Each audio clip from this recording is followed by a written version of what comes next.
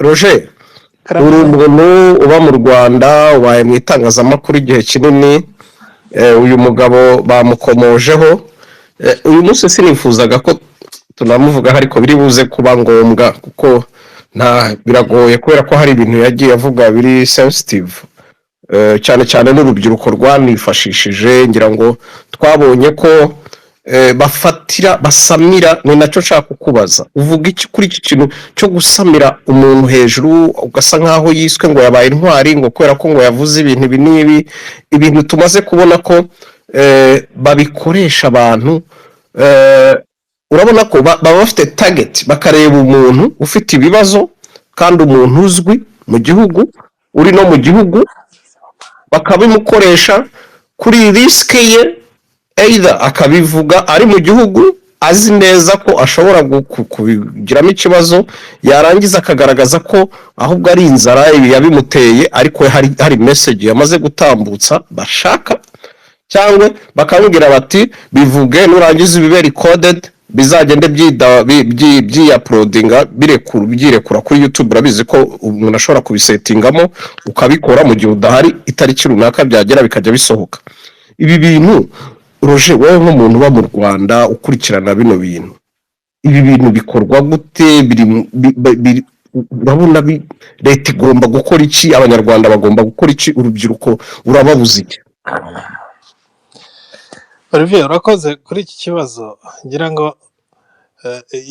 iyo umuntu arebye aba bantu n'imikorere yabo usanga atari abantu babiterwa n'icyo kintu ngo cyitwa inzara nk'uko babivuga cyangwa babiterwa n'ikindi kintu runaka ahubwo ni bimwe byo bavuga ngo ntago umuntu asiga ikimwirukansa ariko ntago asiga ikimwirukamo kuko buri muntu wese ntazasonza ngo ajye gupfobya jenoside buri muntu wese ntago azabura akazi ngo ajye gupfobya jenoside ibyo ngibyo ari nayo mpamvu tunagaruka kuri ba bantu bavuga ngo wiyuka ngo kanaka ngo nyabona ngo mutegure delegation murebe mujye kumusura mu muguyaguye ngo yashonje ibyo ntago mpamya ko ariyo solution kuko buri muntu wese ntazasonza ngo leta ijye kumusura imushakire delegation imushakire n'ibyo kumucecekesha ahubwo ikigaragara ni uko ni abantu baba bisanganiwe iyo ngengabitekerezo ni abantu baba basanganywe ubugome ni abantu baba basanganywe ubushinyaguzi muri bo noneho wareba na strategy baba bakoresheje ugasanga ubwo wari uri gufata case ya Atanazi kuko we ibyo yakoze na langage yakoreshaga wumvaga ko atari ibintu biri kumugwirira wumvaga ko ari ibintu yatekerejeho ari ibintu yapanze niba umuntu ashobora kuza akaba ari na kimwe mu byatumye dutegura iyi topic nuko ari mu bantu bazaga kwivuga ibigwi by'uko ngo bahisha abatutsi akaba nushaka kugaragaza ko hari icyo bamugomba wenda batamuhaye hari igihembo batamuhaye akwiye ariko akanongeraho ko jenoside ngo itari ikwiye kuvugwa n'abantu batayibayemo kuvuga ko avuga ko ivugwa n'abatayizi nibyo aba ari kuvuga bigaragaza rero ko niba mu myaka 32 ishize abantu bibuka jenoside abantu bavuga amateka yayo abantu batanga ubuhamya akaba bifata akabyita ko abayivuga batayizi ngira ngo icyumvikana nuko ari kuyipfobya mu rwego rwo hejuru ariko akaba akoresha indi langage iri soft iteruye kugira ngo abantu bahite bumva ko ari gupfobya rero umuntu nk'uyu nguyu abantu nk'aba ngaba ikintu gihari nuko dukwiye kumenya kudetekita langage bakoresha nicyo kintu cya mbere abantu bakwiye kumenya ko si ibintu byabagwiririye si impamvu runaka nta shingiro na rimwe rihari ryo kugaragaza ko jenoside atari jenoside abavuga jenoside si bo bagombye kuyivuga umuntu wicara akaba atazi n'uburemere bw'ubushakashatsi atazi agaciro k'ubushakashatsi ndetse n'abashakashatsi bafite uruhare rukomeye kugira ngo amateka ya jenoside yakorewe abatutsi asigasirwe rero iyo avuga nka biriya ni ikintu kigaragaza ipfobya, ni ikintu kigaragaza ubugome bumurimo kandi bumaze n'igihe, dore ko iyo unarebye no muri background iyo usanga atari ubwa mbere yakurikiranyweho ibyaha byo gupfobya jenoside. Rero icyo numva abantu bakora, icyo numva ni ukujya tugerageza kumva, kwanariza izi mvugo z'abantu bahakanye ba jenoside, tukazumva tukazicengera tukazimenya, kuko bagenda bahinduranya imvugo, bahindura imivuno bakoresha bapfobya, kuko ahanini nyuma y'uko jenoside yakorewe abatutsi yemewe nk'ihame ritagibwaho impaka, umuryango w'abibumbye ugashyiraho umunsi wa tariki 7 z'ukwa kane wo kuzirikana iyo jenoside ku rwego rw'isi, abantu bagenda bahindura rangaje yo gupfobya. Mu guhindura rangaje yo gupfobya niho uzasanga barema indi jenoside ya kabiri, niho uzasanga bafata inkotanyi bakazita abajenosideri, bagahindura uwakoze jenoside bakamugira intwari ko yayikorewe. Ibintu nk'ibyo ngibyo mugenda mwumva, ugasanga batangiye baremye nka narrative ivuga ko ngo interahamwe ngo ni produit ngo yakorewe muri Uganda, ngo ihabwa MRND nka kado empoisonné. Ibyo ni ibintu bigenda bishaka gupfobya amateka, bishaka kugoreka amateka, kandi bikoreshwa hakanifashishwa abantu nk'aba ngaba nka Sibomana Atanaze, umuntu ungana kuri uvuga ko ngo ari inararibonye, ariko ugasanga arakicaye, ni umunyamakuru remforume, ariko akaba agishaka kugoragoza amazina ya jenoside. Mubize ngo ngewe nk'umuntu ngo w'inararibonye, ngo 94 byitwa guku, ibi byitwa uku, akirengagiza impamvu izina rya jenoside yakorewe abatutsi aho rikomoka, akirengagiza ibintu byose ibintu byemejwe n'umuryango w'abibumbye, akaba agishaka kubigoragoza. Ni ibintu bigaragaza ko ntago ari objective, ntago ari umuntu ushaka uri kubaka, ahubwo ni umuntu uri gusenya. Ikintu rero dukwiye gukora, dukwiye kubyumva tukabimenya, tukamenya kudekoda rangaje yabo, ariko noneho tukagira n'ishyaka ryo kubyamagana, kandi tukabyamagana twivuye inyuma, kandi n'amategeko akagenda akurikizwa, jenoside ikaba ikintu kidakorwaho. Ntihakazajya haba kugoragoza umuntu wapfobeje jenoside, ngo reka turebe, ngo reka ngo wenda ngo reka tumuwoninge, tumuhe woningi. Jenoside ntabwo yagakwiye gutangirwa woningi. Abantu bayipfobya, bayihakana, bayigoragoza, bayikinisha, bakwiye gufatirwa ibihano, bagahanwa bihanukiriye, kugira ngo jenoside ibe ikintu kidakorwaho. Ndumva ari icyo navuga. Naho ubundi byo kwitwaza umwuga w'itangazamakuru, itangazamakuru ribamo kwigisha, rikabamo kwemforoma, rikabamo no gususurutsa, ariko ibyo byose bigakorwa umuntu agamije kubaka sosiyete, umuntu agamije kugira icyo amarira sosiyete, donc mu buryo buri positive. Niba rero umuntu ashatse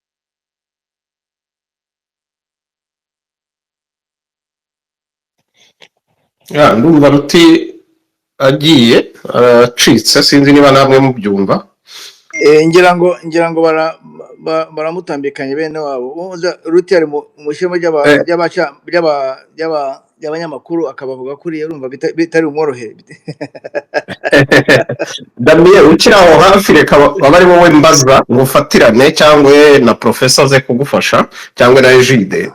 Uyu musaza barimo baragarukaho yitwaje aho yakoze, cyangwa yitwaje ubumekonta afite bw'uko yavuye mu kigo cy'igihugu cy'itangazamakuru RBA, akaza kujya gukorera umuntu wigenga. Niba ngombwa turamusubiramo amazina ye, aho yakoreraga igitangazamakuru cya CFM, and then akavuga ko ngo hari imisanzu ye atahawe, nubwo yagerageje gushaka kuvuga ko hari umushahara atahembwa, ariko ntabyemeze neza, akazana n'inzandiko. Ibi byose yarangiza akagerageza kubihuza ngo na musaza ngo wa madamu perezida, anamwita imfura cyane, ariko agasa nkaho ari waregera ibi bintu by'umuturage kujya kuri YouTube ngo kujya kuregera madamu perezida, nanone nongere ngaruke ku kindi, ikiganiro icyo nicyo cya nyuma ndetse cyaje no gukurwa kuri YouTube. Ibi n'abantu badukurikiye babyumve neza, ikiganiro cyaraye gikuwe kuri YouTube, ari YouTube igikuyeho, nta nubwo ari Sibomana Atanazi wagikuyeho. By the way, uko byanditse ko yarenze ku mategeko agenwa na YouTube, harimo arakora muri iyo video harimo harassment, n'ikindi kintu nibagiwe naza kureba ndumva nakoze screenshot. Damien, abantu uko twese twajya tugira ibibazo, kubera ko ngo hari umwuga wakoze runaka, ngo hari ibyo title wari ufite, ngo wareze hirya no hino, harya ubwo twajya dukoresha platform ufite nka YouTube kugira ngo dusabe nka madamu perezida cyangwa perezida ngo turenganure? Olivier, urakoze kandi nkomeza gushimira abadukurikiye abatuganirije. Ntabwo ibyo sindi ubigiyemo cyane kubera ko ushaka impamvu wese ni ziriya nzira acamo, ariko ashaka guhishira ikimurimo. Ruti yabivuze mu kanya avuga ngo ni ikimurimo yashyize gusohora, ariko abashaka kubisora mu bundi buryo, ashaka no kujijisha abantu, atera ikintu kimeze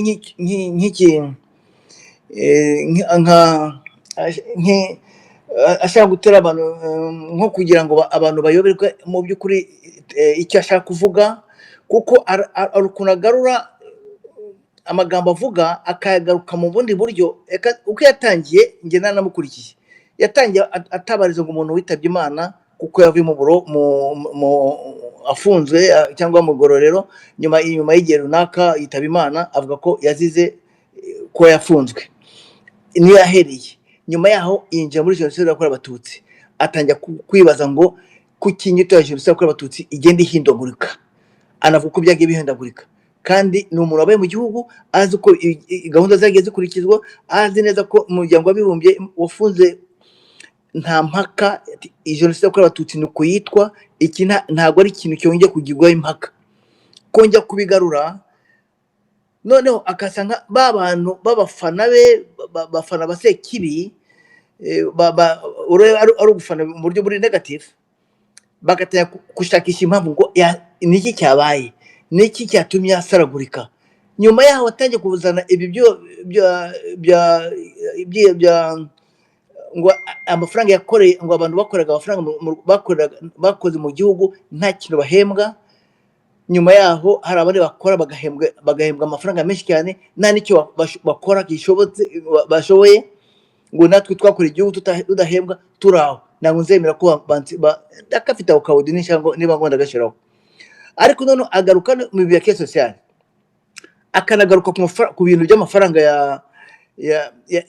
yakorewe mu 1987, anavuga na 1991, akavuga ko amafaranga iki gihe yari afite agaciro ku buryo yaguraga ikibazo $5,000, $10,000. Ibyo avuga icyo gihugu twakibayemo, agaciro k'amafaranga niba ari ibyo ngibyo yanasubira inyuma igihe cy'abakorone, Urumiya icyo cyaguraga kijya gihe.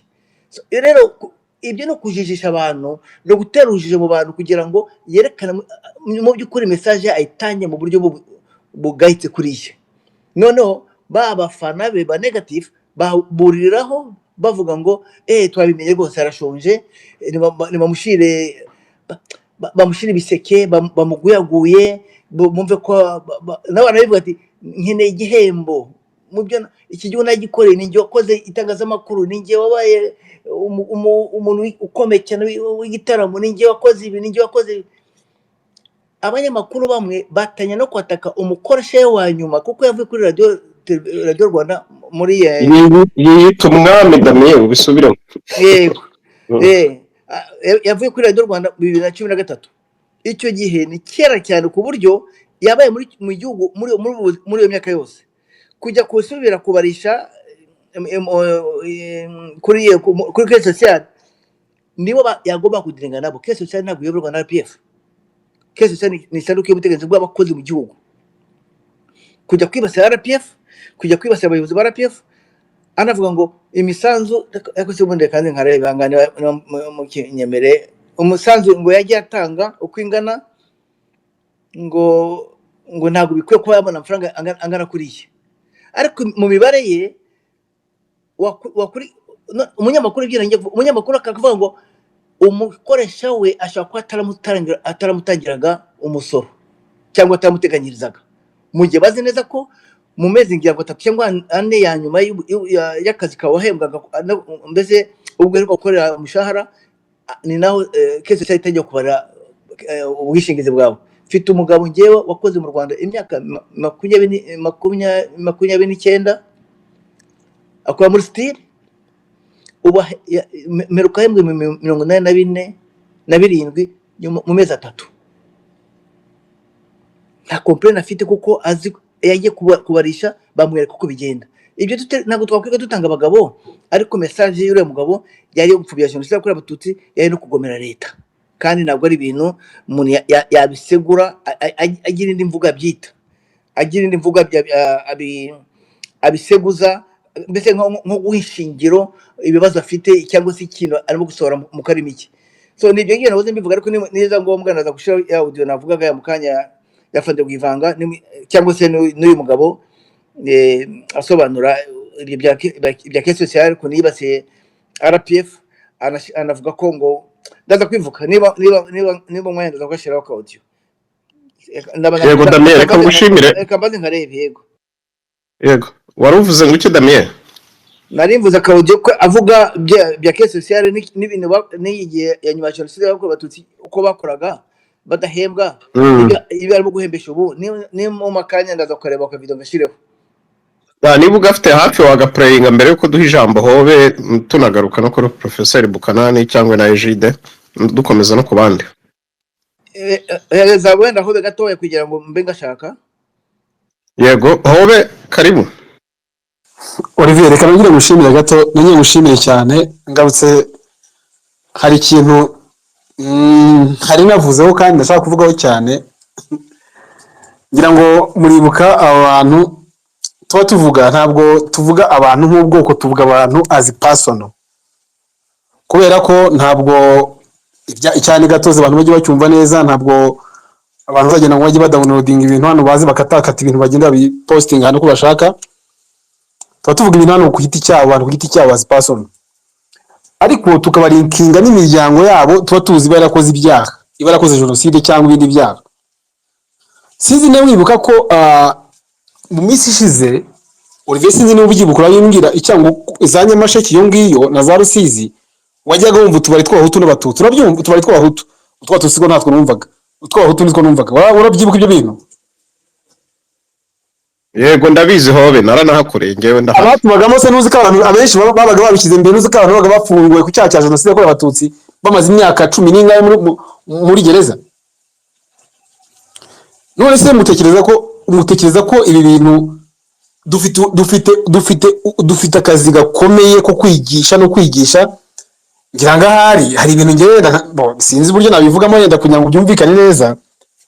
Niho abantu tuzategereza ngo bapfe kugira ngo bapfane nabyo, ntabwo mbizi, kubera ko ni ibintu byanze kubavamo. Bamwe na bamwe muri bo byanze kubavamo ibintu byitwa ideology against Tutsi, ideology kumva ko icyo bita nabyita ngo des extremistes Hutu barahari bamwe na bamwe, abo duhora turwana nabo bumva ko bagifite imiryango yabo bagomba gusapotinga, bagifite imiryango muri FDL bumva ko bagomba gusapotinga, barahari. Rero nikiza ko ibintu bimwe na bimwe uraza gusaba igihembo cyabo warokoye abantu bundi wabiciraga iki? Kubarokora si bundi warokoraga nkande si mukuru wawe cyangwa umuntu wawe wabicaga. Cyo ngiye hari igihemba numva umuntu samutime agomba kubwiza abantu n'ukuri.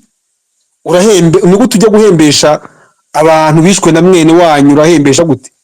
Ahubwo wakabaye usaba imbabazi mu mwanya wo kubahemba batigewe ndasaba imbabazi mu izina ryabo. N'uwo warokoye wakoze neza rwose barabigushimira, niyo mpamvu wiswe umurinzi w'igihango. Uragira ngo uhembwe ikindi gihembo kirenze icyo ngicyo. Olivier, reka nkureke yenda Damien muvugane, ariko hari ikintu abantu bagomba kumenya. Ntabwo abantu bagomba kumva ko u Rwanda bagomba gushingira. U Rwanda ni igihugu cyamaze kubakirwa kuri ndi umunyarwanda kusha kubakirwa ku bwoko. Ni igihugu gifite umurongo muzima. Ntabwo dukeneye abantu batugara mu bintu byibutsa abantu ibintu byabaye bitari ngombwa. ikintu bagomba no kukimenya kandi bakagishyira mu mutwe wabo ko u Rwanda uburyo rwubatse ni u Rwanda rwubakiye ku banyarwanda, tudashaka umuntu uje kutwibutsa ibintu bitwibutsa ngo ariko nararokoye. None niba wavuze ngo warokoye abantu, nawe turakwibutsa abo bene bakuru bawe cyangwa bene wanyu bishe, uratubwira ari ibintu byinshi cyane. Rero so abantu bajye bamenya ko ibingibi abantu bavuga ntabwo ari umugambi w'ikintu kimwe, abantu bajye babira mu kintu kirekire cyane, bibaze na mpamvu abantu babivuga. Mu gihe u Rwanda rufashe umugambi, ngira ngo ngubu turi muri geopolitike y'akarere duhanganye n'akarere, duhanganye n'akarere, turi muri geopolitike iteye ubwoba, aho dufite duhangana ngo Ububiligi burimo bashaka gutera u Rwanda buturutse mu Burundi, aho dufite FDLR muri Kongo, aho dufite ibibazo byinshi cyane bigiye bitandukanye. Abantu bakazana ibintu bijya kuturangaza, bikatwibutsa ibintu bidusubiza inyuma, bijya no kugoreka amateka kugira ngo duhugire mu ibyo abantu so nabwo ari ibintu byoroshye, kandi tugomba guhangana nabyo. Ni nk'uwaza akavuga ngo nk'uko Olivier yavuga ngo ngewe ngufungura space buri wa mbere, cyangwa aho bikavuga ati ngewe buri wa kabiri mba ni muri space, wa gatatu mba ni muri space, buri wa kane na buri wa gatandatu na buri cyumweru mba ni muri space. Ni mu mpembe kuko mba mvugira igihugu, ukaza ukavuga ibintu ngibyo ugahembesha igihugu. Urumva se so ntabwo mbyumva neza. Reka tubike tugenda turashaka kumenya ya leta nyuma. Urakoze hobe, urakoze kandi ugume hafi aho ngaho, wenda hari ushobora kugira icyo kubaza, yaba Egide cyangwa Muhumuza, sinzi niba ukiri hano hafi, ariko numva gashaka kubaza Professeur Buchanan cyangwa Egide, sinzi niba hari ikintu ushaka kubaza, ngo wenda ufungure mikoro mbere yuko ngira icyo mbaza. Hari abandi ndi kubona basaba ijambo. Oya, nta kibazo, ngira ngo bababaza noneho tugakomeza. Ariko abadamu Muhumu washatiye abadamu, uze kunshakirana Rukizangabo Shami, sinzi ahantu ari, yambwiye ko ari bubabo hahari. Ariko Professor nagira ngo nkwibarize, ubwo jenoside yego wari ukabonye, yego Professor azokomereza, warabukoze. Yego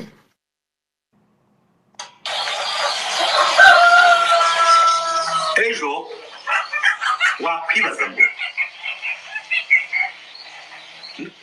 wibaza ibibazo byinshi, ariko ibibazo wibaza cyane ni bibiri.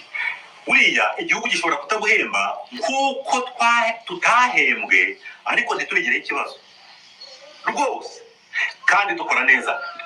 Iyo narabwendi ndababaye cyane iyo mbona umuntu uhembwa amafaranga ku kwezi mu Rwanda,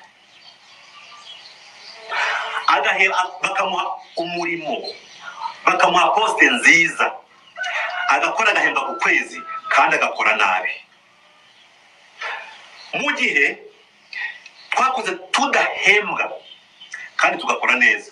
Ubwo se nakongera kubisubiramo hari ko numva mu byumva si umana. U Rwanda ni igihugu cyanjye, uko byagenda ko ntawe gitira, ntawe kivumba, kibona namwe mwese ushatse rero kunsikamira n'Imana ubwayo yabikubaza. Kunda ko n'ingotanyi zibivuga twanze ibyo by'agasuzuguro. Nanjye rero sinshaka agasuzuguro, ntabwo ushobora kuzuzugura ngo mbyemere. Naravunitse, ntabwo ushobora kubyemera rwose. kandi nk'ibyo nk'uko natangiye bivuga, kuba twarakoze tudahemba kandi tugakora neza, kuba ushobora kuba ufite bakaguha ibyangombwa byose n'amamodoka n'amazu, ugakora nabi mu Rwanda, ni ikibazo gikomeye cyane. Sinzi uko nakwita, sinzi uko byagenda, ntabwo mbyumva muri jewe. Niyo mpamvu mbabwira ngo ubu bibaye, impamvu mbabaye bibaye nta mafaranga ahari, FPR iyoboye gahunda y'igihugu nta mafaranga ifite, kuko byagiye twatangiye tumeze rwose, nta kibazo, ntacyo mfana yo nayikura tugakorana neza. Ko ni ugukorana cyane, ko njyewe ntari umunyamuryango wa FPR Inkotanyi. Yarangije kuvuga aya magambo, arangije amanika liste ku masekiteri y'abanyamuryango wa RPF batanga imisanzu, amanika hariya, arabyekana isi yose ko atari umuyoboke wa RPF. N'iki cyatumye amenya n'imikorere ya RPF. kugira ngo anamanike izo lisite ku karubanda hariya. Bivuga ko gahunda ye ntabwo ari yo ngiyo, gahunda ye niyo ngiyo yo kubangamira ubumwe bw'abanyarwanda no guteranya abaturage n'igihugu cyabo. Wajya kure akabisasira akabita ukundi nuko afite undi mugambi. Ikindi bete mumve uyu mugambo muze kumva we yavuga ko bari we, bete mumve gato ihangane. Ariko nanabivuga kuko hari abari kuvuga ngo yasaze. Niba yanasaze hari aho yagiye asara umusaza akagwa ku ijambo. Sobeyemo amagambo yanyu muvuga ko yasaze. Dr. Nkaka uzi ko hari ibintu ukora kibaza, ariko kandi si wowe n'abari hejuru yawe bafite za profesora doctora n'ibiki ibyo byose ngo babyibitse kibaza. Hari igihe mukora ibintu ukagira ngo umuntu akibaza aba bantu bari kubikora mu rukundo rw'igihugu, bari kubikora mu rukundo rwabo, bari gutobera igihugu, bari kukivomera amazi mazima, cyangwa aho kuyavoma ku isoko ya nyayo, bari kugenda bakava aho bakareba aho amazi mazima yagombye kuba aturuka, mwarangiza mukayatoba. Ntabwo ari byo. Ibyo Sibomana Atanazi avuga kuri Dr. Nkaka na bagenzi be, ni we yahisemo arangiza arakubwira ati n'iki kiganiro Dr. Nkaka avuga. Murumva ubutumwa buri kuri njyewe cyangwa ubutumwa bwa Sibomana Atanazi yibasira Dr. nkunze kutabivugaho kubera ko ntabwo mfite ntabwo nshaka kubaha ku muyobozi w'igihugu, kuko n'ubundi ibyo akora ni nacyo kibatuma bameze ishokoro. Ariko ikigaragara nabaye igitambo cye kandi nabyo byiza. Nzakomeza kurwana ishyaka ry'abayobozi bacu kuvuga ngo abakozi b'igihugu bakora nayo kandi bagahembwa, bakahabwa amazu, bakahabwa amamodoka. Igihugu kiba kigeze hariya gifite abakozi bakora nabi. Urumva rero ibi ni ukuterujije mu bantu bakayoberwa ibyo avuga, hakaza n'abafana be nk'uko nabivuze bashaka izindi nzira batera icyuhagiro amagambo y'ubugome bw'uyu mugabo. Murakoze. Ariko ubundi abavuga ngo ibyo bavuga birubaka igihugu n'ibandi, urumva bo bamaze kwikura mu gihugu ngo ibyo bavuga birubaka igihugu ngo yagisenye. Ariko hari ibintu abantu ubundi virusi nk'izi Olivier sawa yangane kwemera. Okay, yangane unywa amazi kabisa. Ubu dukomeze gahoro. Damien uranakoze, kangushimire cyane kuzana zino voice note cyangwa video recorded. Urumva ni nacyo kibazo nari ngiye kubabaza wowe na professeur cyangwa na Egide n'undi wese uri hano. Mwakoze muri kiriya gihe mwikorera, mukoresha ubuto bwanyu, mucikiza amashuri, bamwe mujya mu gisirikare, muribwa n'inda n'ibindi n'amasasu n'urupfu rwabaga ruri hejuru no kurokora abantu. And then Professor Buchanan, nyuma ya jenoside inkotanyi zimaze kurokora, ndabizi urugendo rw'umusaraba, Byumba, hehe, ibyo bintu ndumva mbizi twarabiganiriyeho n'abandi batandukanye mwari muri kumwe. Muraje murubatse mukoreye igihugu hamwe n'abandi mwese, yaba ari inkotanyi zarokoraga, yaba abakoraga jenoside, hagomba kubaho ibiki, nta n'iki kintu cyari gihari. Uyu musaza avuga neza ko muri gahunda izo zose za leta yari ahari, akanavuga ko yakoze akazi gakomeye, akanavuga ko icyo gihe nyine bakoze. Ariko nyuma y'imyaka 32 uyu musaza ageze ahantu koko ku myaka 70 n'ingahe ye akoreshwa n'inda, kugera ubwo avuga ati ntacyo badushimiye, ntacyo baduhe. Turabizi ko icyo gihe mwahembwa ibigori n'ibiki n'amavuta. Professor, ibi bintu ntabwo mufite ubwoba namwe ba Egide n'abandi bantu bakuru muri hano? Ntimufite ubwoba ko ashobora kuvuka n'abandi bantu bameze nk'uyu mugabo batangira kurekarama bavuga ko ibihembo bahawe ari bike? Nasoje sinzi niyo ikibazo ubwo yaba ari Egide nabifunguye, yaba ari Egide, yaba ari Damien, yaba ari Professor Buchanan, please. Professor Buchanan yari hafi agasubiza nanjye araza kumunganira. ariko ikibazo Mm. cy'ubwoba ntugitekereze gutyo utekereza ni impungenge cyangwa ntabwo mbizi ko twabivuga ariko bo reka Professor Bukanana bivuga hanyuma ndaza kumwunganira cyangwa nayishyira azi kutwunganira natwe. Yego. Professor waba uri kutwumva ashobora kuba yafunguye mikoro ariko tukaba tutumvikana. Noneho arayifunguye yego Professor Bukanana uratwumva? yego Aratwumva ariko ntabwo twe tumwumva Damien.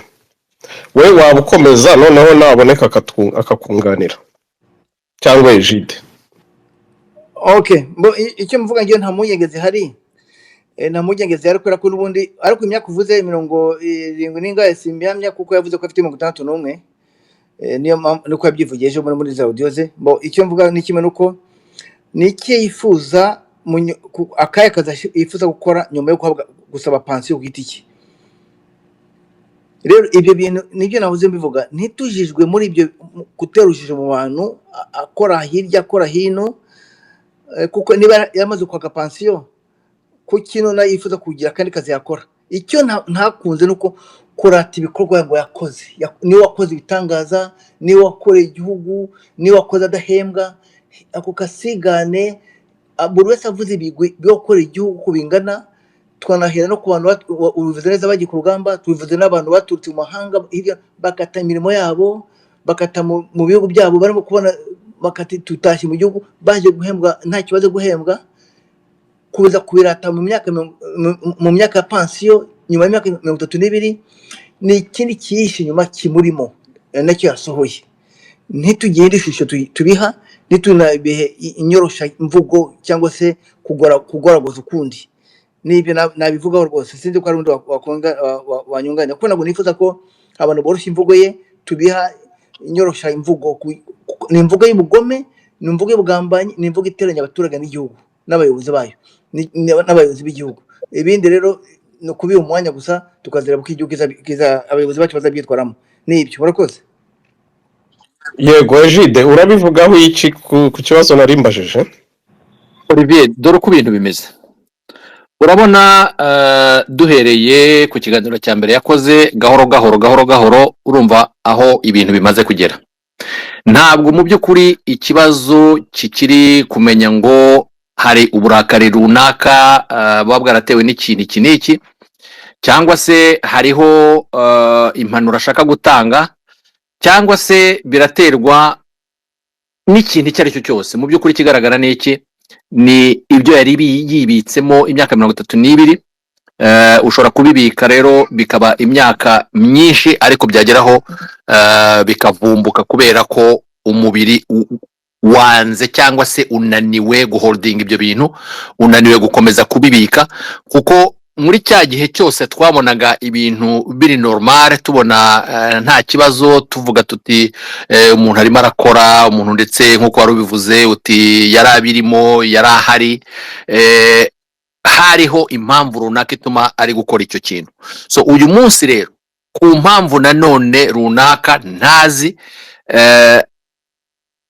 bigaragara ko atakiri muri ya fonction atakiri muri za fonction noneho bya bindi bimeze nka magma ni wa muriro uba mu kirunga buriya ubaho ugatontoma mu kirunga igihe kikazagera hakabaho eruption hanyuma niwo bavuga bati kirunga cyarutse. So ntabwo rero bigeraho bavuge ushobora gukora uko ushoboye uvuge ngo ntabwo kigomba kuruka n'ikiri buruke byanze bikunze kiraruka. Ni kuriya rero umuntu abibona.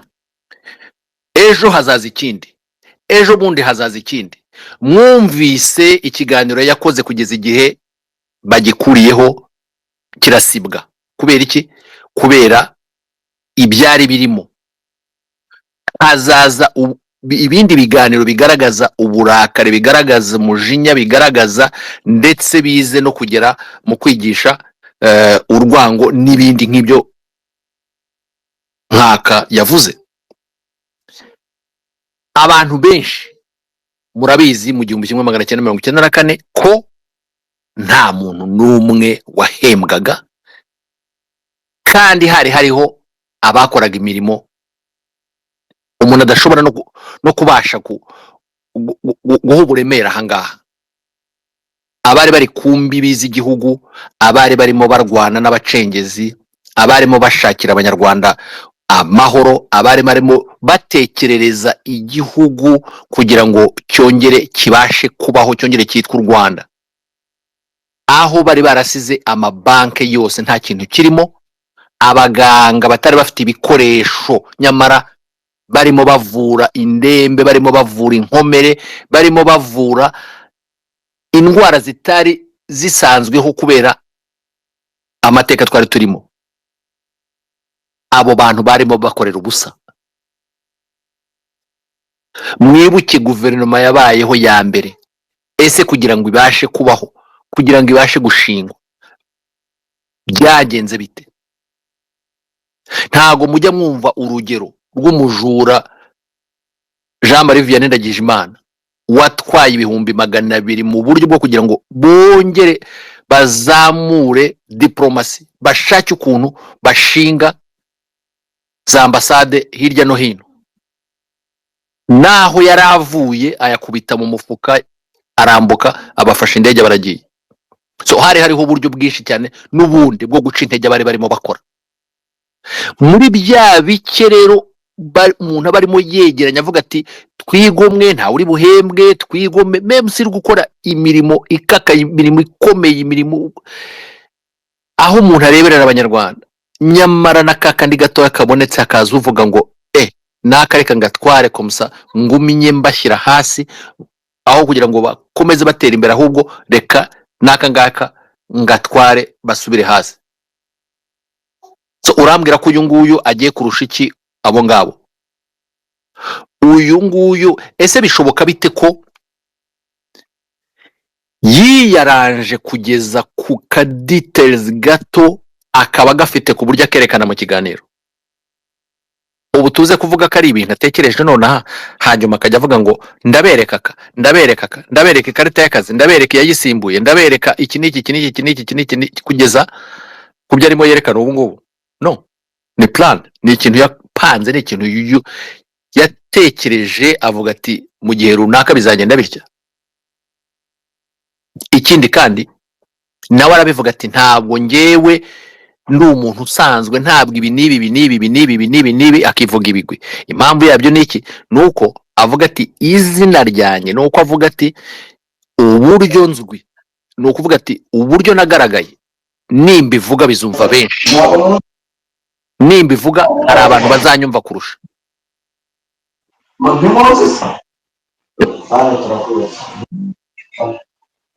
Umuntu wafunguye mic nayifunge please. Nakomeza na mutinzi, komeza mvandi. Yego, merci. Ya murakoze cyane.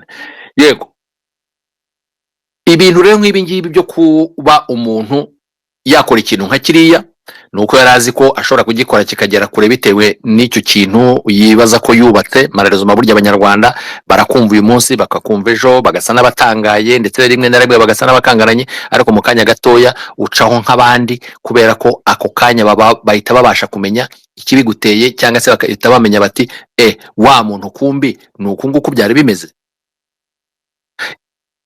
Ikibabaje rero niki? Nuko hari n'abandi bahita bongera bakoresha izo mvugo, kandi umuntu aba avuga ati umuntu kanaka yigishije ibi, umuntu kanaka yafashije mu kwigisha ibi, umuntu kanaka hariho contribution yakoze mu icyo gihe. Rero mu kugaruka umuntu aravuga ngo none se niba byaragenze kuri, niba yarigishaga, niba yarakoze igikorwa runaka, none uyu munsi tukaba tubona bigenze bitya, ese ubabo yigishije bo baramenye? Ese ko avuga ko yaganiraga nabati nagiraga gutya nkaganira, bihereye baganiraga iki? Ko umuntu nabyo ubu ngubu yabyibaza.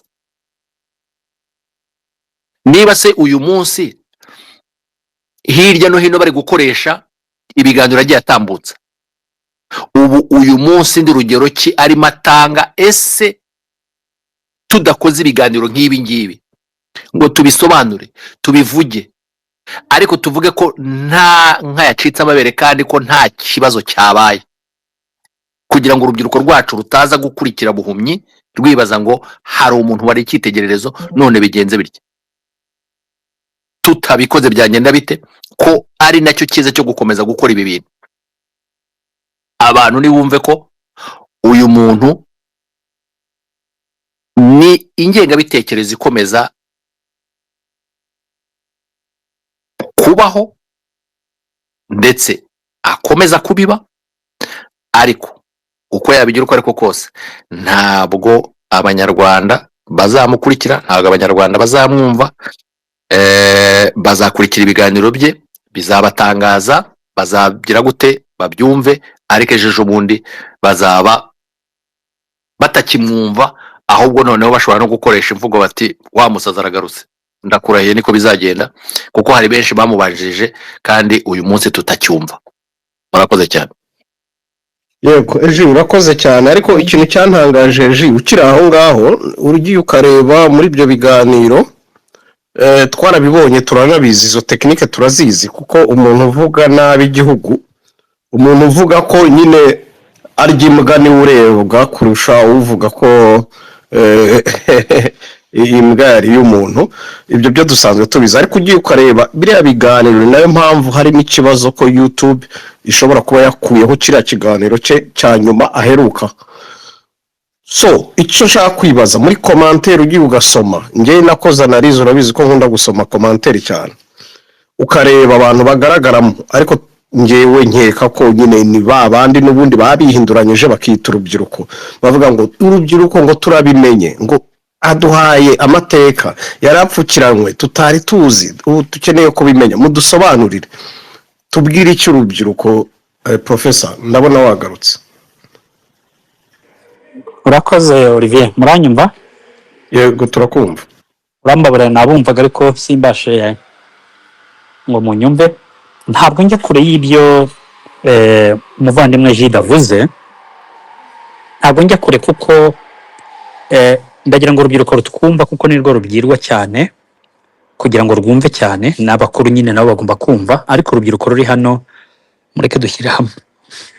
Ntabwo Sibomana ari umuntu wa mbere uje. Nimwibuke mu gihe cya Covid idamange ahamagara urubyiruko kujya gutera cyangwa gukora imyigaragambyo imbere ya perezidansi, muzi imvugo yagiye akoresha. Ntabwo Sibomana cyangwa idamange aribo ba kabiri. Nimwibuke ba Professor Niga, nimwibuke uyu mugore muri za Finland, aho ngaho muri ibyo bihugu murimo, muri za Piriya za Scandinavia, murabizi ko nayo uwo mugore nawe ahari. Uravuga Mukankiko se cyangwa Mukankiko? Izi mvugo ntabwo bizagutangaza. Hari uyu wo muri Amerika n'indi uyu wari umwe mu basitari aha ngaha, niba ari Biderman, niba ari Badiki,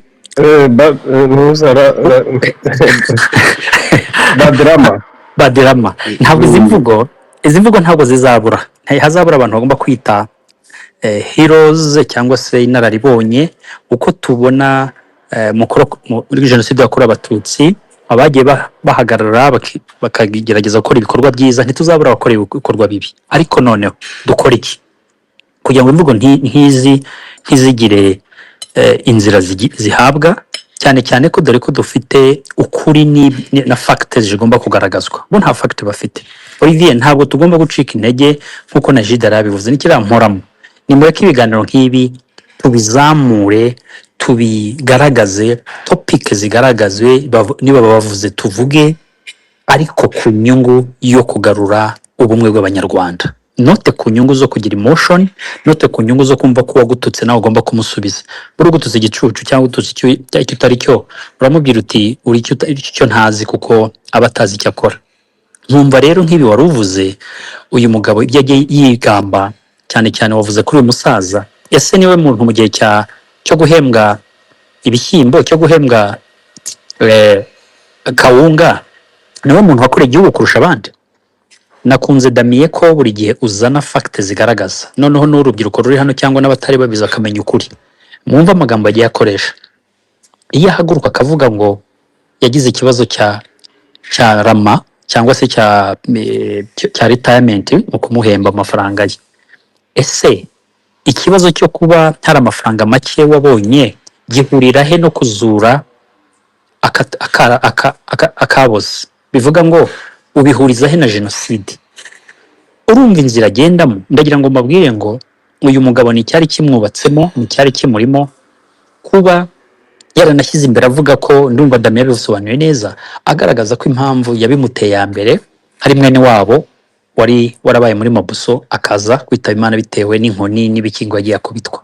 Hari noneho nyuma aza guhindura verisiyo igaragaza ko hari umwe niba ari umubana ki wavuze bagiye guhita bamubwira ko escort inyakubahwa bagiye guhita zamura ijwi bamufunga amezi angahe, bigaragaza ashaka kugaragaza ko leta iriho ya FPR leta mbi ikubita yica itoteza, ariko mu nyungu zo kugira ngo hagira abamwumva. Ntabwo ari ibintu byoroshye, ntabwo ari ibintu tugomba kurebera aho ngaho, ko ni ibintu tutabyitondeye ngo hagira abahagarara namwe ngo nk'uko Hobe yabivugaga mudategereje igihembo. Ubu koko Olivier ejo muzabyuka, Ruti ejo muzabyuka, Damien reba akazi mukora, muhagarare ngo kubera ko mwabuza yo kurya, mwabuza y'imiryango yanyu, mwabuza uko mubaho, ngo ya leta nitangira indihe kuko nanjye hari ibyo nayikoreye ndwanya aba bandi bayirwanya. Urumva rero nujya kuzamuka muri iyo uzaba uvuga ngo n'ibyo wakoraga hari inyungu wari ufite ubikorera, ntabwo wari ufite umugambi wo kugira ngo ukize amasasu y'amagambo ari guterwa ku gihugu, kandi uzi neza ko n'igitukorwaho nawe uri mu bazakigenderamo muri iyo ngengabitekerezo. Nkumva rero ubwo twamenye ukuri ko tugomba guhaguruka nta nyungu uretse gushyira inyungu z'igihugu imbere, naho noise cyangwa se induru baruvuza nduru bazahoraho. Icyo tugomba gushyira, turi kuvuga bimwe, Egide turahuza, Olivier uri muri icyo gihugu urahuza n'umunyarwanda uri hano. Ese wowe Damien uri aho ngaho ibyo bavuga iyo ubinonosoye ukabizana tukabiganira kuri forumu, duhuza umurongo wo gufata ingamba. Nicyo twifuza Olivier, nta kindi. N'abavuza nduru ubwo ntabwo tuzabagira. Ikindi rero ni inda ndende, iyi ni inda ndende ndabikubwiye kuko ibyo avuga murabibona ko nta ni yanda iguhamagaza ukabona yishyize imbere ariko ugaguta amazi. Aha niho ikibazo kiri, ni nacyo kibazo mubona kuri uriya musaza w'imyaka 40 ariko ntubyitinda gusa kuko azi ko hari umusitari yabayeho, azi gucuranga iningiri, yakoze ikinamico, arazwi, azi ko ibyo avuga ibyo ari byo byose hari urubyiruko rugomba kumwumva. Ni nayo mpamvu rero tugomba gukora contre nan, ikiganiro kihagaragaza ukuri, urubyiruko rugahitamo muri bibiri, uzi kureba kure agahitamo inzira nziza. Niyo mpamvu natwe dufata umwanya wacu, ntiduryama ntidusinzire ku nyungu zo kurwana intambara y'amasasu. Muzi ko tuvuga ko twishyira bahize ku ruhande, ariko intambara y'ibitekerezo n'amagambo no gupfobya ni intambara tugomba guhagurukira, kuko ufite ubwenge bukoreshe, ufite ikaramu yandike, ufite recording, ariko aya mateka azandikwe ku buryo urubyiruko dukomokaho rugomba kureba inda ndende. Inda ndende tutayishyize imbere ngo tuyifomoze, tuyishyire imbere, tuyihangane nabo bazishyira imbere, dushyire ibikorwa byivugira. Ndakurahiye aba bantu badukubita ngarama, kandi ibyo bakoze murabibona kwaho byagejeje. Nubwo tuvuga ngo ibizongera, ariko turangaye gato twakwisanga rwose aho bashaka kutujyana, naho bashatse kudushyira ari byo nzira bashaka. Mwumva rero Olivier ntatinze, nandi icyo nagira ngo nkubwire, ariko dukore ubishoboka byose urubyiruko rutwumva, abadukomokaho bazagira amateka, bahagira amateka mazima bakuramo, aho kugira ngo bajye mu buyobe bwabo bavuza nduru.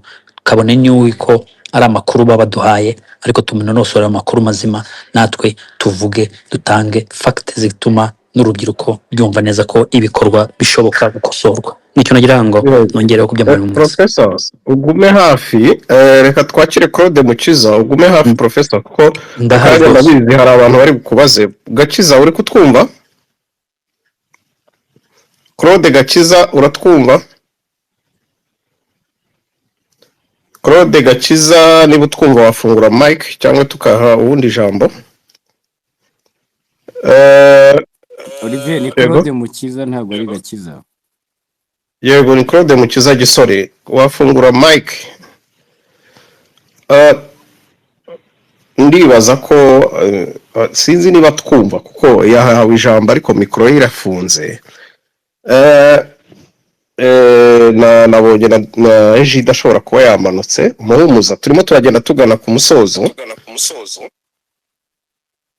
Sinzi wari ufunguye mic.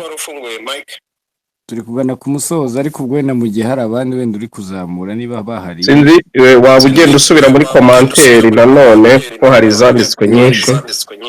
hari uwitwa Remy Mutambuka cyangwa Mutambuka sinzi niba mbisomye neza yanditse ati abarwanya u Rwanda bafite umugambi wo kurekrita abashonji barimo Badrama, Sergeant Robert Sibomana, Bosco Impaya bakabanza kubafasha guhunga koreye mu Rwanda bitabaguye amahoro. Ati Sibomana Atanazi y'abatumvikana n'uwo yarokoye yari kumuhisha kumva uwo mututsi itariki 7 z'ukwa kane 1994 ari we wenyine wari usigaye abandi bose babishe. Hanyuma undi witwa IDB ese nk'usaba igihembo kuko yahishe abatutsi adashobora kubarinda no kubizeza ubuzima, inkotanyi zo zabikoze koko twazihemba iki ziramutse zisabye ibihembo ku kazi bakoze kuva batangira kugeza none. Ati undi witwa Sakabaka ati ubundi se bahisha abo bantu atari uko inkotanyi zari zije, otherwise nta nkotanyi abatutsi baba barashize. Bigambo ko no yari ukwica n'urumva ibyo bintu uburyo biteye isoni. Keza Isimba ati nta wundi babivuga utari Karegeya na mukuru wa Atanazi. Ngira ngo ni ibyo byari byamaze kwiyongeraho Olivier, sinzi ubwo niba nagusubiza ijambo niba hari abandi wenda bazamuye ubwo tukumva hanyuma mu kanya ubwo tukaza kugana ku musozo. Yego urakoze Muhumuza. Hari abandi reka ndebe niba hari abandi. Hari uwitwa Gabiro yazamutse. Sinzi Claude Gakiza nawe naza nako Mukiza ubwo araza kutubwira. Gabiro mwiriwe mbanje kubirizaho ndetse no kubashimira ko mu mafungo space ndetse mukomeje gufungura aba space yo kwamagana abapfobya n'abakana jenoside yakorewe abatutsi mu mwaka wa 1994. Ibi birakwiye ko bikorwa mu rwego rwo ngo abakora ibingibi bamaganwe, ndetse nk'uko umuvandimwe Bukanani yamaze kuvuga, ndetse no kubwira urubyiruko cyangwa se kurukangurira kumenya amateka y'ukuri barurinda kugira ngo tutazagwa mu cyobo. Ibi bintu birababaje kuko kenshi bikunda kuza mu gihe cyo kwibuka. Njye mbona ko ari ibintu mu by'ukuri bitapfa kuza kwizana, bifite ababisapotinga ndetse n'ababishigikiye.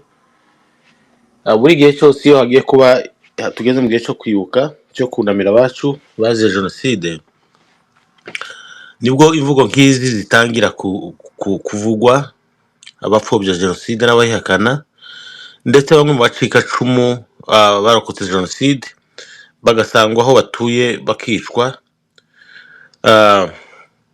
Mu by'ukuri iki kintu ntabwo ari ikintu abantu bagomba kurebera gusa hasi ngo tuvuge twamagane, ariko hari ibintu bigomba gukorwa uko mbibona. Abarokotse jenoside basigaranye ibisebe ku mubiri, ku mutima ndetse no mu mitekerereze, ariko abayikoze bari mu maprezo aho bagaburirwa, bagahabwa isabune bakamesa bakisiga, barabyibushe, bavuga uko bishakiye, nta kibazo bafite. Amafaranga iyo karenge abacitse ku icumu niyo ajya kubagaburira, ariko bakarenga aho ngaho bakaza gutoneka amateka no kuyapfobya. Ibintu ntabwo ari ibintu byoroshe, nta nubwo ari ibintu byo kwihanganira. Ngiye ku giti cyanjye ndatekereza ko atari igihe cyo kubinginga no kubabwiriza cyangwa ngo babagarure, hagomba kubaho indi ntambwe iterwa.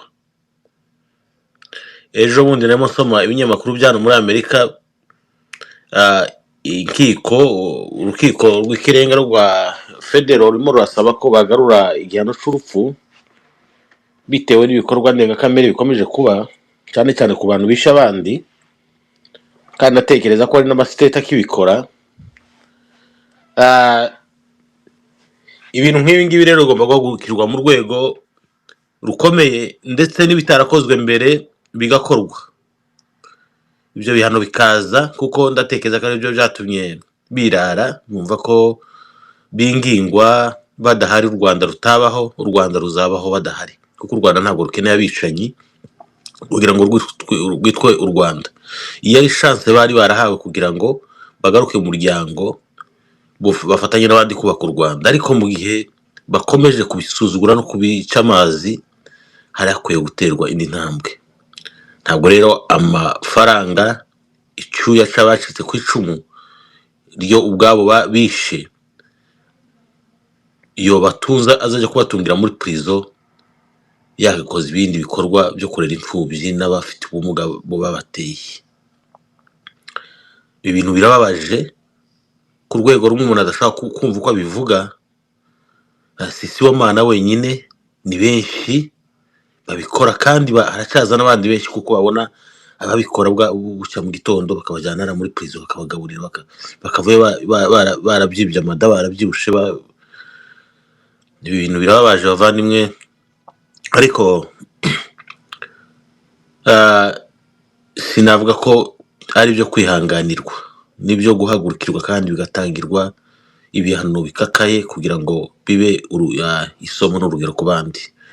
Murakoze rero bavandimwe kumpa umwanya, ariko kandi iyo tuvuga ngo twibuke twiyubaka, ntabwo twiyubaka mu majyambere gusa mu mafaranga, ariko twubaka ejo hazaza dukingira yuko ibi byabaye bitazongera kuba, kandi kubikingira gusa gushyiraho ingamba z'ubwirinzi oya, bihera no mu butabera buhamye, kandi ubutabera ntabwo buza gutanga ibihano bikakaye oya, biri muri bimwe bigize ubutabera.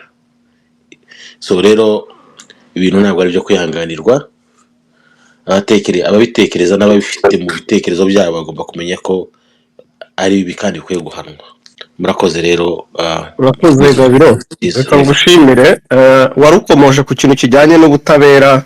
Hano ngize amahirwe yo kubona Maître Innocent Habumugisha. Ni karibu. Innocent, uri umunyamategeko, ukaba umwe mu bari mu rugaga rw'abanyamategeko mu Rwanda. Mu bintu uyu musaza bagarutseho mu mwanya ushize bavugaga, ngira ngo wakurikiye wabonye, Sibomana Atanazi yavuze, ni ibiki bigize icyaha Innocent, mbere yuko wenda uza kuganira kuri topic twavugaga? Murakoze cyane, ndabasuhuje mwese. Mu byo yavuze, buriya iyo tuvuze genocide ideology cyangwa se ibyaha bifitanye isano na genocide, ni byinshi biyishamikiyeho. Habaho icyaha cyo gupfobya, guhakana, habaho icyaha cyo kutagaragaza ibimenyetso, kuba wabihisha ukaba ufite amakuru ukayahisha, wenda hari imibiri, kuba wakonona ibijyanye n'ibimenyetso nka signpost, wenda ugasanga ahantu hari icyapa cyanditseho urwibutso rwa jenoside yakorewe abantu wenda mu murenge wa Gisozi, ukaba wakirandura.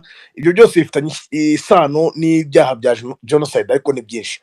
Kuri Sibomana rero yagiye akora ibiganiro inshuro zitandukanye, no kugira ngo umenye ngo ibyaha yakoze n'ibingahe biragoye, kuko yakoze ibiganiro byinshi mu nshuro zitandukanye. Ariko reka duhere kuri cya kindi wenda cya mbere, icyo numva yahereyeho, aho yavuze ko inkotanyi ngo zaba zitarahagaritse jenoside mu karere k'iwabo aho yari ari. Ubwabyo ibyo ni ugupfobya amateka, kuko abanyarwanda twese turabizi ko inkotanyi zahagaritse jenoside.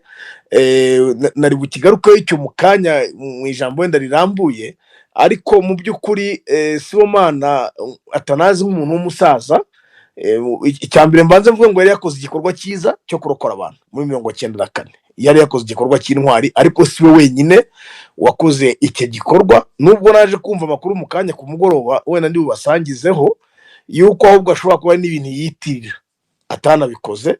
Hari ikiganiro nahoze numva mu kanya cy'umusaza baziranye neza cyane rwose wo muri za Nyabihu ngira ngo nacyumvise mu kanya ku masaha moya ko ashobora kuba biriya byose avuga ari n'ibyo yitirira. Gusa ikintu numvise batamushinja nta ruhare yigeze agira muri jenoside yakorewe abatutsi, ariko ibyo kuvuga ngo yarakuye umuntu ngo nta n'umwe rwose. Ikiganiro ndakibonye mu kanya, abo nza kuba hafi ndaza kubasharinga iyo link nakibonye. Ni umusaza wo muri Nyabihu umuzi, ntabwo ari inosa niwe wabivuze, kuko yatanze n'urugero avuga ati twe turamuzi Sibomana kuva kera no mu ruganda aho yakoraga turahazi, iyo aza kuba yaranokoye n'umwe gusa tuba twaramushyize ku rutonde rw'abarinzi b'igihango.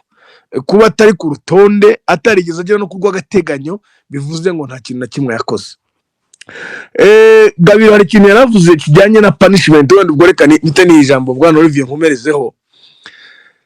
Gabiro hari ikintu yaravuze kijyanye no kukaza ingamba zo guhana, ibyo ndabyemera 100%, ariko nkabonamo imbogamizi.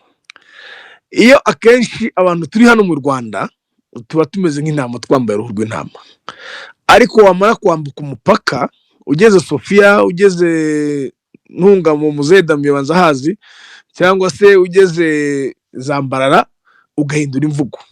Mu by'ukuri amakuru numvise nuko uriya musaza yarasanzwe aba hano mu Rwanda afata niyo pansiyo ye, ariko amaze amezi 5 agiye avuye mu Bugesera agiye Bugande. Murumva ko mu myaka 32 yamaze mu Rwanda biriya bintu yarabicecekanye, ariko acunze yambutse umupaka aragiye. Urumva rero icyo ashatse kuvuga, abantu ibyo tuba dufite mu mitima yacu birarembere ntituba tuzi n'ibyo ari byo. Watanze urugero rwiza, iyo tugeze mu gihe cyo kwibuka jenoside yakorewe abatutsi turabyuka tukumva ngo inka y'umucikacumu bayitemye amaguru, igitoki cye bagitemye, bivuze ngo bamubonye nawe bamutema nicyo bavuga. Ariko abantu akenshi ntibamenyekana, usanga babikoze bagahita bisubira mu gihe ntubamenye. Icyo ashatse kuvuga muri make, ibiba biri mu mitima y'abantu ntabwo twabibona, biba bigoye. Ni ugufatanya abantu bakajya bareba imyitwarire y'abantu, imiganire y'abantu na kumanywa, abantu tukongera tugasubiramo ibintu bikiri mu maguru mashya, kuko ubona ko ibintu bigenda bifata indi ntera gake gakeya. Iyo urebye ibigenda biba nyuma y'imyaka 32, Professor Ismail araza kumbera umuhamya. Muri 2010 bagiye bakora akazi gakomeye cyane, ndabyibuka ngengera mu Rwanda bwa mbere. Ari mu ikipe nziza yatwakiriye, harimo na ambassador Masozera, ambassador Munyabagisha Valence, nyakwigendera Damascene, ndumva byibuka byose. Ismail arabizi neza uburyo abantu batinyurwaga kuvuga ngo mugiye gutembera mu cyaro ahantu runaka, it was not an easy job, kugira ngo abantu bumve uko situation zimeze no ibintu bigenda bihinduka. Impamvu ngari urwo rugero, igihugu gitakaza imbaraga nyinshi cyane mu kugarura abantu, mu kubentegra, mu kugerageza kuvuga ngo twese twubaka umwe w'Abanyarwanda, ariko ugasanga abantu ni twebwe tunaniranye. Uriya musaza Atanazi, wenda icyantunguyemo cyane kuri we n'imyaka afite, bivuze ngo no mu gihe cya jenoside yarakuze, ariko buriya ibintu yagiye akora, yabaye umunyamakuru. Tugiye nagerageje gushaka za archive ze mu buryo bushoboka bwose ngo ndebe byibura ko hari ibiganiro cyangwa se hari amakuru adasanzwe ajyanye na jenoside yaba yaratanzeho umucyo, nk'ibijyanye nko gucura umugambi, gutegura, uburyo yashyizwe mu bikorwa. Nta na kimwe wabona. Bivuze ngo muri iyi myaka yose yari quiet, ariko agashaka utuntu navuga tutuma asa n'ugaragaramo hejuru, ukuntu nk'umuntu nyine uri part of the society, ariko ibintu biri key ibyo abantu bakeneye kumenya, amakuru y'ingenzi. Ese nta hantu haba hari ibyo bitazwi wenda bajugunyemo abantu? Ese nta muntu waba waragize uruhare muri jenoside yakorewe abatutsi waba ukiri muri societe wihishe? Ese ibyo byose nta kimwe yakoze. Rero ngarutse kuri topic yacu hano, hari umuntu wavuze ijambo rikomeye, nubwo ntumvise izina rye neza hano, wavuze ngo abantu bose, umuntu warokoye umuntu muri jenoside agiye avuga ngo mu mpembe, icyo gihe inkotanyi zo zazahembwa iki? ngira ngo ririya ni ijambo rikomeye twafatiraho, kuko wa mugani we nizo navuga ngo zaje zihangana n'umwicanyi, zihangana n'interahamwe imbonankubone, zihangana na exfare, ziriya ngabo zatsinzwe barabatsinda, barangije bagarura ituze n'amahoro mu banyarwanda n'urukundo. Hari ikindi kintu natekereje nyuma yo kumva amagambo ya Sibomana, wenda ndakivugira aha muze kumfasha kukigorora, ariko numvise gikwiriye kukiganiraho nk'abanyarwanda.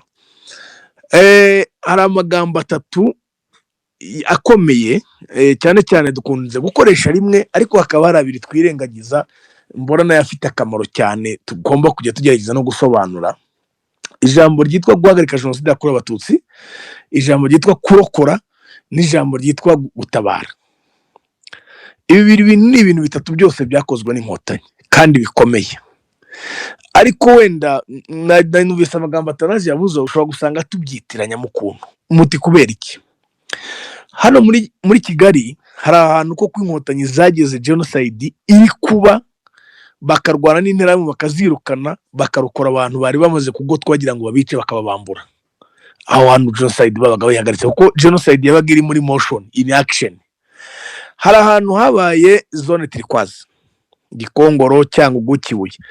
Byumvikane ko inkotanyi zagiye kubasha kugeramo Abafaransa bavuyemo, ko umuswa w'Abafaransa bari barahokipiye, Abatutsi barabishe barabamaze. Byumvikane ko inkotanyi zigeramo, hari abantu babiri zasanzemo. Hari wa muntu wabaga warakubiswe ubuhiri ntapfe ntahwane, cyangwa baramutemye mu mutwe cyangwa amaguru, ariko kubera kutabona ubutabazi bw'ubuvuzi, ugasanga ari nko mu rutoki cyangwa mu masaka cyangwa ahantu mu kizu basenye, niho agaramye ari gutaka. Inkotanyi zamusangamo zikamushyira nko kuri blancard, kankoresha Igifaransa, nayo ngiye kuvuga ku ngobyi, zikamujyana zikamuha ubuvuzi, zikavura ibyo bisebe, zikamushakira n'icyo kurya, kurumva amaze amezi arenga 3 atarya. Uwo muntu zabaga zimuhaye ubutabazi, uwo zaramutabaye. Hari n'umuntu zashobora gusanga yarabashije kubacika burundu, ariko ari at risk yuko bamubonye bamwica, akaba yibereye nko muri parafo yishekeye, cyangwa yibereye mu rutoki yishekeye, ariko nta gikomere afite, ariko ari at risk of being killed. Uwo muntu zaramurokoye. Ubwo homba ntanga urugero ni muri zone turquoise. Ntekereza ko ntiyo tunaganira n'urubyiruko cyangwa n'abayobozi bacu uko bazajya babikurikira, bakadufasha no kubisobanura, wenda twongeramo amagambo muri za dictionary zacu mu rwego rwo kunoza n'imivugire inoze. Ugasanga umuntu wenda aravuze ngo jewe ngo zarandokoye, kandi zasanze atabasha no guhagarara, ubuzima bwe buri mu marembere, yo batindaho nk'isaha imwe guhita napfa, ahubwo zikamutabara zikamusubiza ubuzima. Nako nashaka kuza kongeraho, naho ubundi tugiye kuvuga ngo umuntu wese uvuga ngo nabitse umuntu, nahishe umuntu, naramuproteje, none nanjye muze mu ngororere, icyo gihe nta butore bwa burimo, nta bunyarwanda bwa burimo. Kuko ibikorwa by'indashyikirwa ubwabyo, duhereye kuri His Excellency, kugira ngo ibi tubone uyu munsi bigerweho, ibi bituryoheye uyu munsi tubibone, si uko yarabiwe kuba ari comfortable, iyo ukurikiye amateka yumva ko yari muri Amerika ari kwiga. Kuba umuntu uri muri Amerika iyo comfortable, ariko ahitamo kuba ati mfashe indege ngiye kwiryamira mu ndake hamwe n'abandi, dukemura ibibazo biri iwacu. Abantu benshi baba muri leta, babaga no muri leta Bugande, barakoraga, bari bameze neza, ntacyo bari babuze, ariko ibyo byose barabyigomwe. That is called sacrifice. Nta kirero cyaruta umuntu waretse ubuzima bwe muri comfortable muri Amerika, ngo avuge ngo gihewe noneho nanjye ngiye kuba ndi kumwe n'abandi, ariko tugire ibyo dukosora abanyarwanda babeho neza. Ntabwo wabona igihembo uzamuha, ntabwo rero wajya kuvuga ngo kuko jye narokoye babiri. Hari n'abarokoye abantu 10, hari n'abarokoye abantu 20, kandi barahari uyu munsi, n'abarinzi b'ibihango.